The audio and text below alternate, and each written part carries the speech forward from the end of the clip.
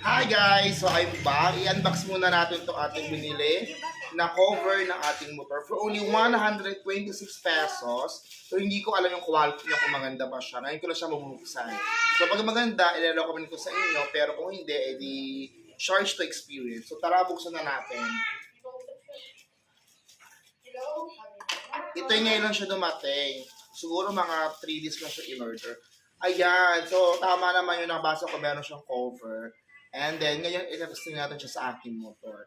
So, ito siya. Pa-cover lang natin sa motor natin. Ganito lang siya, guys. Ang motor ko nga pala, pakitaas naman ang camera ko bang hindi ako sakikita. Ayan. So, ang motor ko nga pala is Honda Beat version 3. Siya yung pinaka-latest na version ng Honda Beat. So, ewan ko na kung kasha. Pero, goods na to for goods na to